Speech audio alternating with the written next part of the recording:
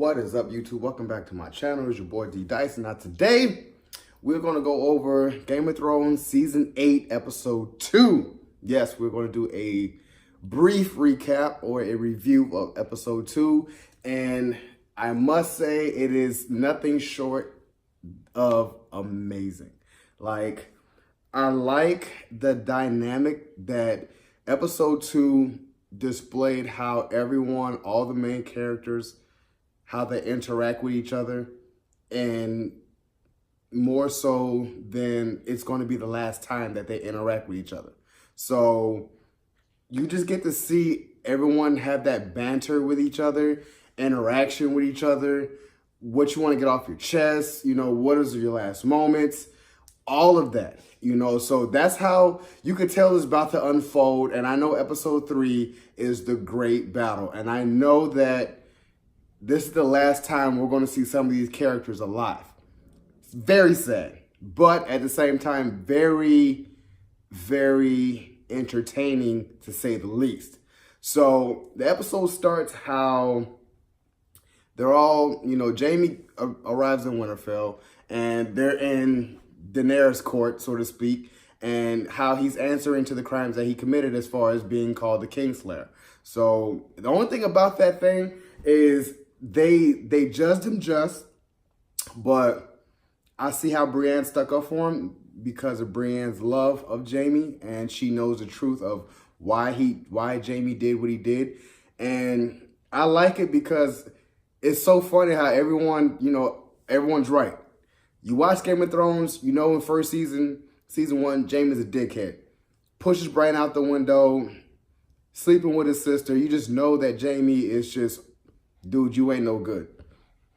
Then later on, you see how Jaime discovers this, you know, human element of him not being, you know, around Cersei. He has to go out and do things. So in turn of that, you know, all that happened with, you know, his hand getting cut off, saving Brienne. Then he made a secret oath to Catelyn Stark and how he protected the Stark kids. So over time, you just saw how noble Jaime was. And you could tell that he wants to right that wrong of being called the Kingslayer. He don't want to go out as that's his legacy, being called the Kingslayer. So it's just, you get to see it all unravel in front of your eyes. And even when Bran was there, you know, when Bran was like, the things we do for love, I was like, oh my gosh. Like, even Jaime sitting there like, Jesus Christ, he even remembered what I said to you. And even after when Sansa let him go, you know, Jaime looked at Bran as like,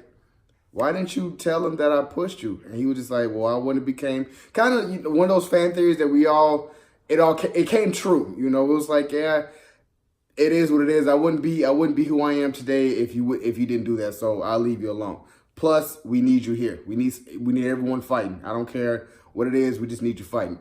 So it goes into that. Then it goes into how Tyrion, you know, Daenerys is kind of shaking with Tyrion like, hey, I don't really trust you anymore. You've been saying this, you've been saying that. None of that is happening. And I'm just basically almost getting sick and tired of you because you don't really come through like you said you do. So we got that. And then it moves on to, I like the main aspect of how, like I said, everyone is just, you know, bantering with each other, interacting with each other. And then it moves on towards when Tyrion's in the room. You get to see Podrick. Podrick looks like a badass. He looked like he's ready to fight. Even Brienne was out there like, yeah, I done trained Podrick well. So you could tell Brienne is very noble at what she does. She's very good, very noble, very loyal. And I like that. So you got to see when everyone's all in the room, and you can see Tormund just still like, the big woman here. So he couldn't wait to see Brienne, and they all get in that room, and it was just a satisfying moment to see that Brienne being knighted by Jaime. And that was really an emotional moment because I was like, it's from someone that has genuine love for her, has seen her in action, has seen her be noble and truthful to her word. Like, she is the epitome of being a knight. More so than any other knight in Game of Thrones, she deserves to be a knight.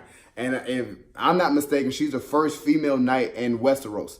So that was a really good moment. Another moment was when Jon had to tell Daenerys that he's Aegon Targaryen. And I'm just like, I just saw it. I like this because it zoomed in on her face, not his, her face.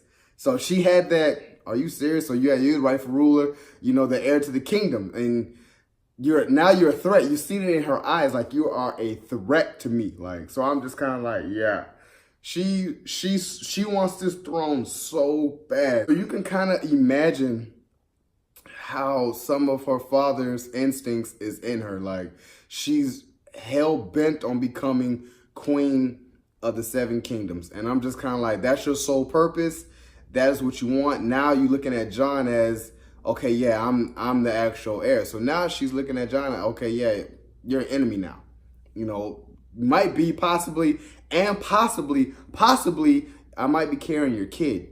Yeah, auntie carrying the nephew's kid. That's sick in itself. But it happens. It's Game of Thrones. So you could tell yourself, like, okay, if they both survive, or if Jon passes away, my interpretation will be Daenerys rules, but Daenerys is going to be pregnant and end up having a boy, that's going to be the true rightful ruler of the Seven Kingdoms, because it's from Jon and it's from Dany.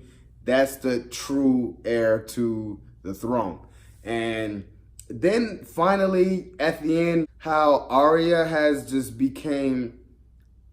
it's full circle. You finally get to see Arya become a woman. We've seen Arya in season 1, little girl, 10 or 12, years old, and just seeing how she's a kid. And now you see her at the last season become a woman.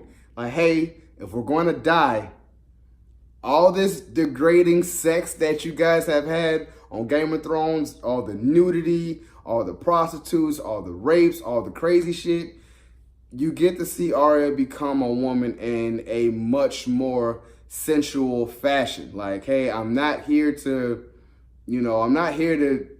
betroth you. We're not going to be together. I just want to know what it feels like before we die. Like, I want to become a woman. Let me know I did everything almost in this life except that. So we got to see a glimpse, of Arya's body, which they did it perfectly. Side boob job, hey, you don't have to do too much, because to us as a viewer, we feel like she's still a kid, so it got so bad where the news came out this morning was like, we had to check to see if Macy Williams of age should be showing that, because are we watching child porn, So that's when I'm just kind of like, yeah, they really took it there for this episode. And I respect them for it, because, hey, it's a Game of Thrones. They haven't done yet in the Game of Thrones, except, make Arya do a nude scene. Hey, it's Game of Thrones. So that was left off with the highlights of episode 2, and now the White Walkers are in. Another satisfying moment is maybe not for many, but it's just seeing Ser Jorah getting heartspain. This is probably the last time you think that I really want to say that Ser Jorah may die. I like Ser Jorah. I just really like, he's a noble dude that loved Dany. He'll do anything to be like, hey, I want to see you do your thing. And I think he's going to die in next episode. But for Sam to give him heartsbane is, hey, a warrior should wield it. And he was kind of like, hey, don't know. But he's willing it. And then Theon. Even with Theon, one of the good things that Theon had said was, I took Winterfell from you, talking to Bran. And he was like, now let me help you defend it. I did you wrong. Let me right my wrong. So I really believe that Theon is definitely going to die next episode. He doesn't have much to live for. He can't procreate. So he just kind of like, man, let me do my, a right deed by you before I leave this earth. So I tell myself Theon is probably up next to be getting killed. But I'm thoroughly entertained. I'm loving it. I'm still House Stark. I'm with Sansa. I'm with Jon Snow, aka Aegon Targaryen, half wolf, half dragon. Let's see where that goes.